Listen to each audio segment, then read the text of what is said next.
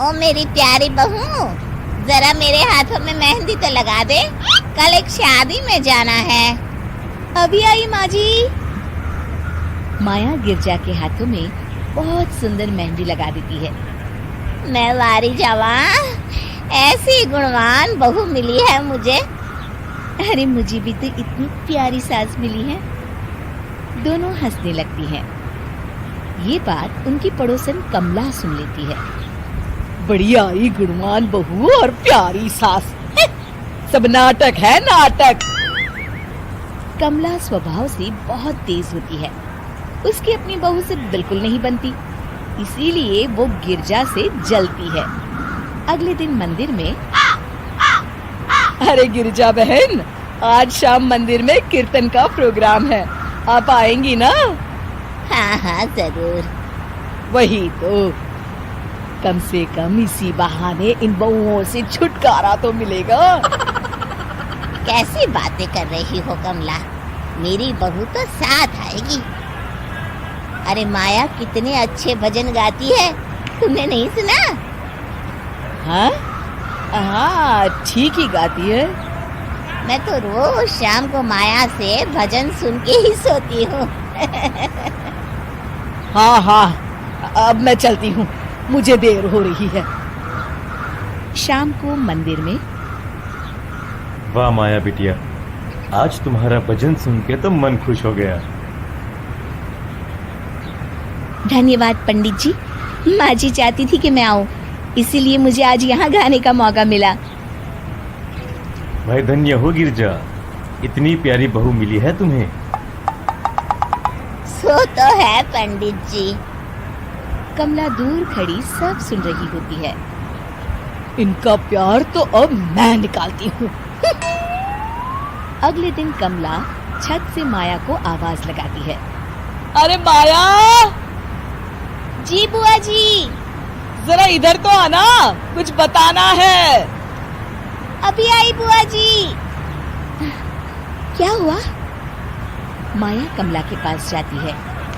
पता है, कल सुबह गिरजा मंदिर में कह रही थी कि उसकी किस्मत फूट गई जो उसे तेरे जैसी बहू मिली। अच्छा बुआ जी, किसी बात पर गुस्से में कह दिया होगा। आप तो जानती हैं माँ जी मुझे कितना प्यार करती हैं। अरे वो चाहती ही नहीं थी कि तू मंदिर में आए, वो तो मेरे बहुत कहने पर तुझे लेकर आई। दरअसल बुआ जी, घर पर बहुत काम रहता है ना, इसलिए माँ जी ने सोचा होगा मैं थक जाऊंगी। देखिए ना, कल हम मंदिर से देर रात घर आए तो उन्होंने कोई काम मुझे अकेले नहीं करने दिया। खाना उन्होंने खुद बनाया। अरे ये कलमुही तो अपनी सास की बुराई करने को तैयार ही नहीं। और कुछ बुआ जी? है? नहीं नहीं, और कुछ नहीं, अब तो जा यहाँ से। अगले दिन मंदिर में, अरे ओ गिरजा, कल तेरी बहू आई थी मेरे पास। माया आई होगी, वो सबसे हंसती बोलती रहती जो है। अरे हंसना बोलना क्या, तुझे कोस रही थी। ऐसा हो ही नहीं सकता, तुझे सुनने में कोई गलती हुई होगी। कसम से गिरजा, वो कह रही थी मुझे तो मेरी सास ने नौकर समझ लिया है। दिन भर घर का काम करती रहती हूँ मैं, और मेरी सास आराम करती है। अरे ज्यादा काम से थक गई होगी तो गुस्से में कह दिया होगा। वैसे भी काम तो वो करती ही है। मुझे आराम की आदत उसी ने लगाई है। हाँ। जो भी हो, थोड़ी नकेल कस ले, बाद में ये बहुएं सास को घर से ही निकाल देती है। कैसी बातें करती हैं कमला। मैं तो कहूँगी तू अपनी बहू के साथ प्यार से रहा कर, इधर उधर की बातों में ज्यादा ध्यान मत दिया कर। बड़ी आई मुझे सिखाने, मैंने तो तेरी भलाई के लिए कहा था, नहीं सुनना तो जा यहाँ से। अगले दिन, क्या हुआ माँ जी? कमला बुआ जी क्या कह रही थी? तू तो जानती है कमला और उसकी बातें।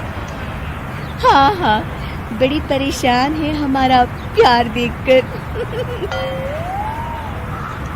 अरे ना समझ है वो।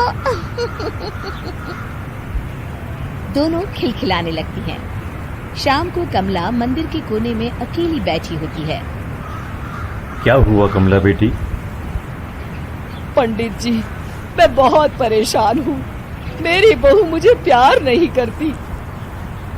वही गिरजा की बहू उस पर जान छिड़कती है। ये तो अपनी अपनी करनी है बेटा।